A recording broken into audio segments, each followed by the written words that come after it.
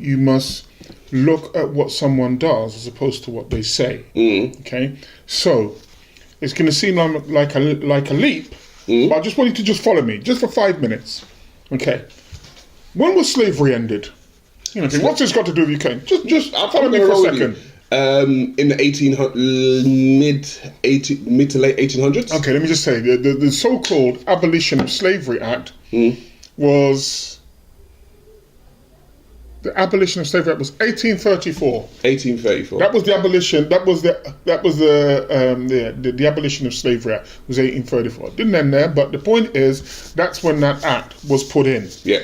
When you speak to people today about racism and so on and so forth, what do they say? People who really don't understand. It's not as bad as it used to be. And slavery ended in the mid 1800s. Well, that's not what they say. They say it ended a long time ago. Ended a long time ago, yeah. Right. So we know then that the Abolition of Slavery Act took place. Yes or no? Yes.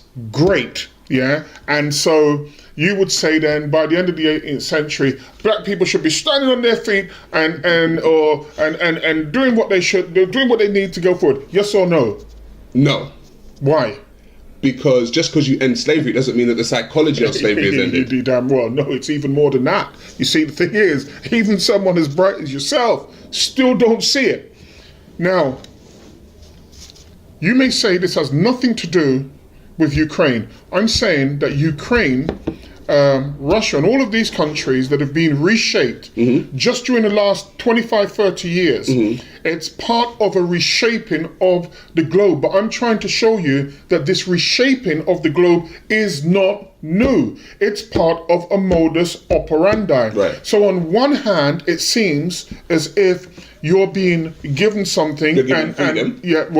Freedom. I'm not sure how another man can give you freedom, but yeah, you're being given your so-called freedom. Right. On the other hand, you're being enslaved. So those people who were taken out of Africa of the time, and they were brought to many of these different countries in the world. In the world, they say that those people who now live amongst them.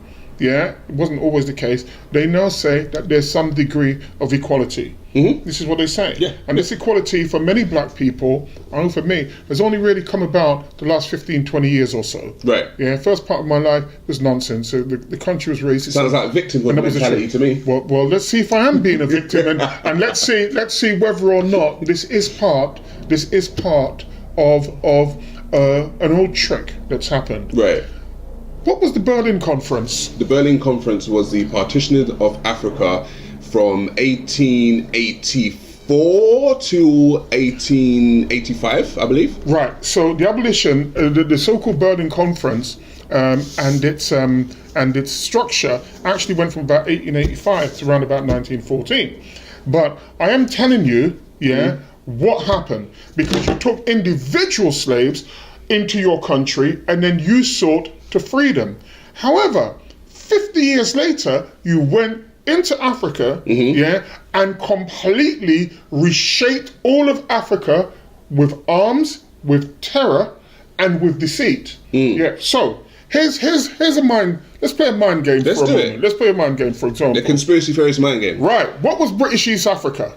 Which country is British? Kenya. Right. Stop a second. All right, go on. What was the German colony of Togoland? That was Togo. It's modern Togo, absolutely. Congo, yeah. So we know that British forces invaded Germany. But not Germany, they invaded German Cameroon. Yeah? Yes. This is during this time. Yes. What for? For colonization, for control of resources. Yeah, for resources. Yeah, hold on a second. But in German Southwest Africa, what was that called? German Southwest Africa. Is modern Namibia. Right, you understand? Okay. You had German East Africa. You had French West Africa. Do you understand? You had Spanish. Yeah?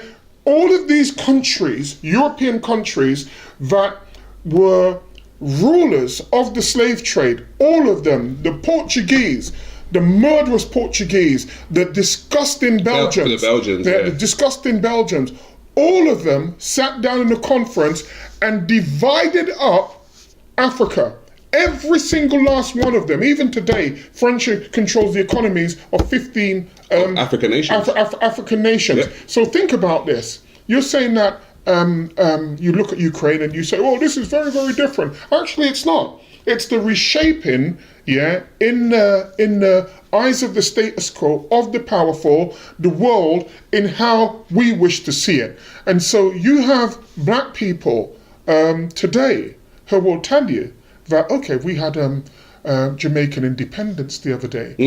From whom?